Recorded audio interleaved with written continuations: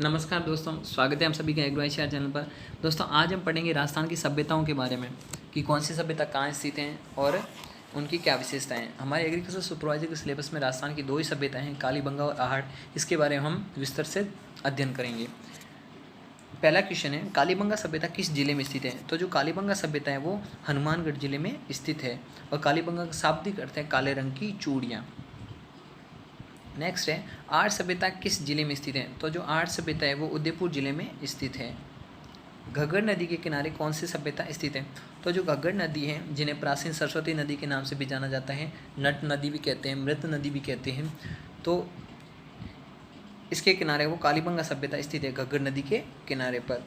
और जो आर्य सभ्यता है ये आहड़ नदी के किनारे पर स्थित है, या फिर अपन कैसे बेड़च नदी के किनारे, क्योंकि जो गोगुंदा की पहाड़ियाँ हैं, गोगुंदा की पहाड़ियों से जब ये नदी निकलती तब इसका नाम होता है आहड़ नदी। और जब ये उदय सागर झील में मिल जाती हैं और फिर इसके बाद वापस बाहर निकलती है तो अब इसका नाम हो जाता है बेड़च, और बाद में ये बनास नदी में जाकर मिल जाती हैं। तो इसी के दोनों नाम है, आहड़ नदी या फिर बेड़च नदी, क्योंकि बीच में जब उदय सागर झील में मिल जाती है तब इसका नाम चेंज हो जाता है। इसलिए जो आर्य सभ्यता उसको बनास संस्कृति भी कहते हैं, क्योंकि बनास की किनारे पर स्थित है। और जो गणेश्वर सभ्यता है ये सीकर में कांतली नदी के किनारे पर नीम का थाना में स्थित है। और बालाथल सभ्यता है ये उदयपुर से थोड़ी दूर है, वल्लभ नगर है, वहाँ पर स्थित है। और जो घग्गर नदी है ये शिवालिक की पहाड़ियाँ हिमाचल प्रदेश से निकलती हैं, शिवालिक की पहाड़ियाँ हिमाचल प्रदेश से। और जब राजस्थान में प्रवेश करती हैं तो उस स्थान का नाम है टिब्बी गांव, जो हनुमानगढ़ जिले में स्थित है। काले रंग के मृद भांड कौन सी सभ्यता से प्राप्त हुए? यहाँ पे मृद है, मृत नहीं है, मृद भांड कौन सी सभ्यता से प्राप्त हुए? तो वो कालीबंगा सभ्यता से प्राप्त हुए। काले रंग का कुछ भी आ जाए वो कालीबंगा सभ्यता की विशेषता होगी। और जो पीलीबंगा है ये भी हनुमानगढ़ जिले में स्थित है, आड़ उदयपुर में है, गिलूंड राजसमंद में स्थित है। निम्न में से कौन सी कालीबंगा सभ्यता की विशेषता है? तो इनमें से जो अनाज के कोठे, शव को आभूषणों के साथ दफनाना, झावा नामक वस्तु, मोसापोटामिया की मोर। तो जो मोसापोटामिया की मोर है ये कालीबंगा सभ्यता से प्राप्त हुई थी, ठीक है। और जो इनमें ये जो अनाज के कोठे ये आर्य सभ्यता से प्राप्त हुए थे, जिनको कहा जाते हैं गोरे या फिर कोटे। गोरे या कोटे कहते थे पहले, गोरे, ठीक है, इनको कहते थे। और ये आर्य सभ्यता की विशेषता है। शव को आभूषणों के साथ दफनाना और वस्त्र के साथ भी दफनाते थे आर्य सभ्यता के लोग। झावा नाम की वस्तु जो शरीर से मैल हटाने के काम आती थी। ये जो तीनों विशेषता हैं, ये तीनों विशेषता आर्य सभ्यता की है। और जो कालीबंगा की है वो है मोसापोटामिया की मोहर।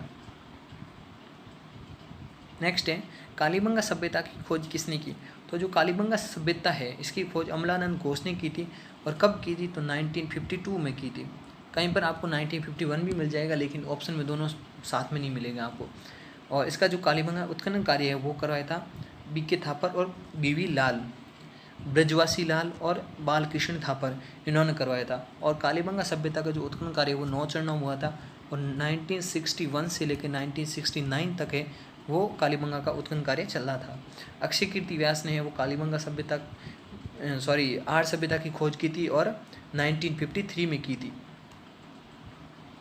कालीबंगा के पतन का कारण है? तो जो कालीबंगा के पतन का कारण है वो है भूकंप, क्योंकि विश्व में सबसे पहले जो भूकंप के साक्ष्य मिलते हैं वो कालीबंगा सभ्यता से ही मिलते हैं। नेक्स्ट क्वेश्चन, एक साथ दो फसलें बोने का प्रमाण कहाँ से मिले? तो जो कालीबंगा सभ्यता है यहाँ से एक साथ दो फसलें बोने का प्रमाण भी मिला है, और जुते हुए खेत के प्रमाण भी है वो कालीबंगा से मिले हैं। और जो दो फसलें साथ में बोते थे वो गेहूँ और जौ बोते थे। इसके अलावा जो कालीबंगा सभ्यता यहाँ से कपास के साक्ष्य भी मिले हैं, और जुते हुए खेत के प्रमाण भी मिले जो परकोटे के बाहर से मिले हैं। ईंटों से निर्मित मकान भी मिले हैं, और इसके अलावा समकोण पर सड़कें हैं, ये सब मिला था। और इसके अलावा बात करूँ तो कालीबंगा सभ्यता है, ये कालीबंगा सभ्यता सेंधो सभ्यता का 5वां सबसे बड़ा नगर, वो तीसरी राजधानी थी। पहली राजधानी थी हड़प्पा, दूसरी मोहनजोदारो। कच्ची ईंट से निर्मित मकान के साक्ष्य कहाँ से मिले हैं? तो कच्ची ईंट से निर्मित मकान के साक्ष्य है वो कालीबंगा से मिले हैं, और आड़ से वो पक्की ईंट के मकान के साक्ष्य मिले हैं। इसके अलावा जो कालीबंगा सभ्यता है, कालीबंगा सभ्यता कि जो लोग हैं वो कौन सी भाषा या फिर कौन सी लिपि बोलते थे।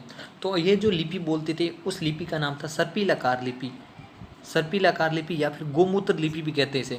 सर्पिलाकार लिपि या फिर गोमूत्र लिपि भी इसे कहते हैं।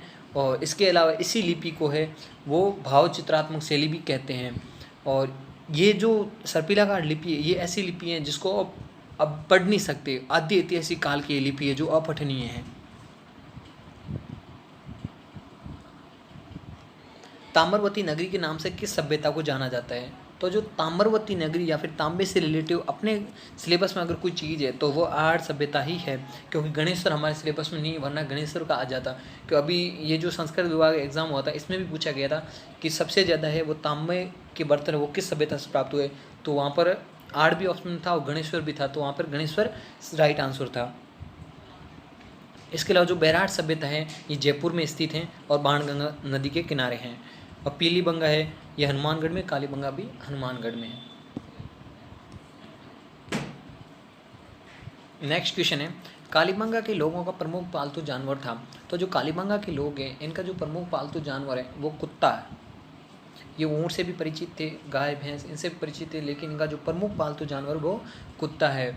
और जो कालीबंगा सभ्यता है इसमें जो मकान बने होते हैं उन मकानों कि जो बनाने की पद्धति थी वो पद्धति का नाम है ऑक्सफोर्ड पद्धति या जाल पद्धति, या फिर उसे कहते हैं सेम्सफोर्ड पद्धति। सेम्सफोर्ड पद्धति या फिर इसे कहते हैं जाल पद्धति भी कहते हैं। और अगर बात आती है दोहरी रक्षा प्राचीर, दोहरी रक्षा प्राचीर के साक्ष्य कहाँ से मिले, तो दोहरी रक्षा प्राचीर के साक्ष्य भी कालीबंगा सभ्यता से मिले हैं। नेक्स्ट क्वेश्चन है सबसे ज़्यादा मिट्टी के बर्तन किस सभ्यता से प्राप्त हुए हैं। तो सबसे ज़्यादा मिट्टी के बर्तन है वो आर्य सभ्यता से प्राप्त हुए हैं। और जो मिट्टी के बर्तन पकाए जाते थे तो उस पद्धति का नाम है उल्टी तिपाई पद्धति। और जो बालाथल सभ्यता ये उदयपुर में स्थित है, कालीबंगा हनुमानगढ़ में हो गई। नेक्स्ट है आर्य की खुदाई में क्रमशः कितनी मुद्राएं वो मौर्य प्राप्त हुई। तो आर्य की खुदाई में जो मुद्राएं प्राप्त हुई हैं उन मुद्राओं की संख्या है 6 और मौर्यों की संख्या है 3। 6 व 3 ब ऑप्शन 6 व 3, ठीक है। नेक्स्ट है आर्य सभ्यता की खोज किसने की। तो जो आर्य सभ्यता की खोज है वो अक्षय कीर्ति व्यास ने की थी। और कब की थी, तो 1953 में है वो आर्य सभ्यता की खोज की थी। और रतन चंद्र अग्रवाल और एच.डी. सांकलिया ने आर्य सभ्यता का उत्खनन कार्य करवाया था। और बालकृष्ण थापर ने वो कालीबंगा सभ्यता का उत्खनन कार्य करवाया था। नेक्स्ट है आर्य सभ्यता का स्थानीय भाषा में नाम है। तो आर्य सभ्यता का जो स्थानीय भाषा में नाम है वो है धूलकोट। इसे आगाड़पुर सभ्यता भी कहते हैं क्योंकि यहाँ पे एक आगाड़पुर नामक दुर्ग भी प्राप्त हुआ था। बनास संस्कृति इसलिए कहते हैं क्योंकि ये बनास संस्कृति के बनास का जो क्षेत्रफल है उसके आसपास स्थित है।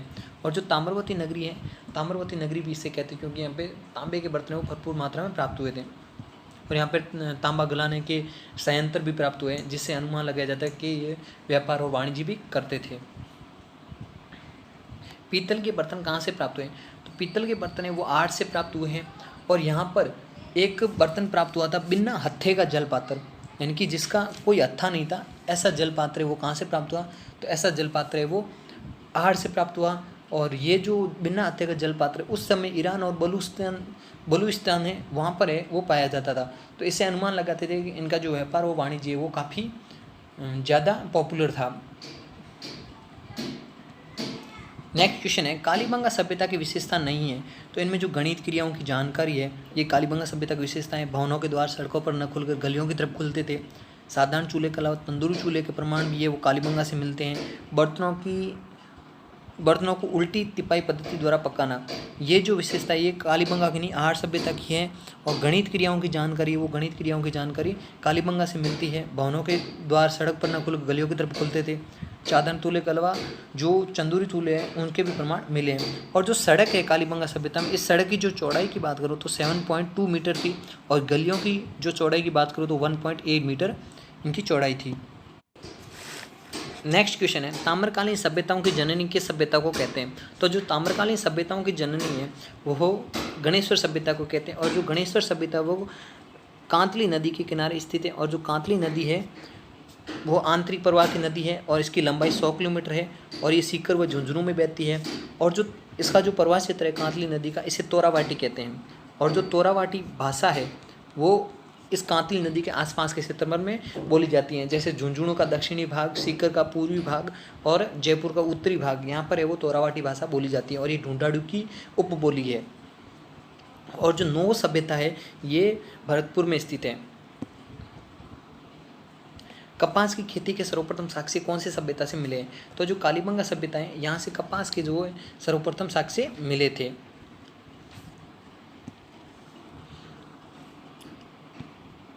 अब कुछ महत्वपूर्ण बातें जो क्वेश्चन में शामिल नहीं की थी उनको भी शामिल करता हूँ। आपको पता है कि आर्ट से है वो एक यूनानी जो मुद्राएं प्राप्त हुई थी, 6 मुद्राएं प्राप्त हुई थी और 3 मोहरें प्राप्त हुई थी।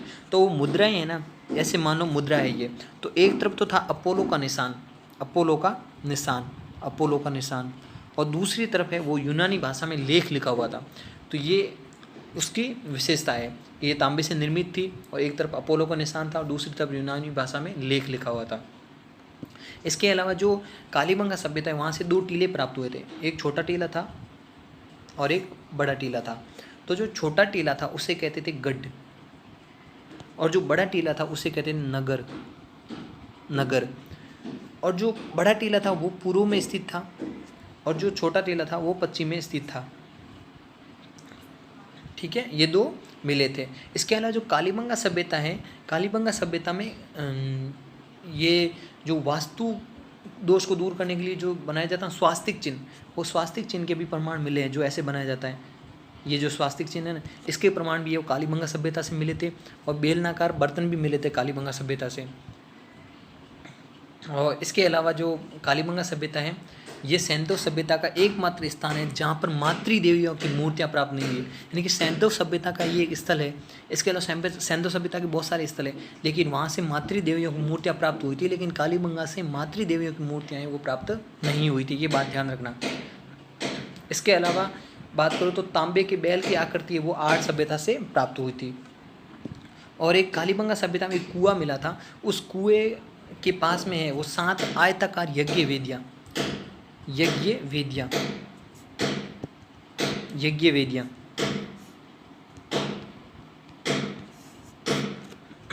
सॉरी, पास में थोड़ा एक्स्ट्रा नॉइस आ रहा है क्योंकि पास में थोड़ा काम चल रहा है उनके। तो मिलते हैं अगली वीडियो में।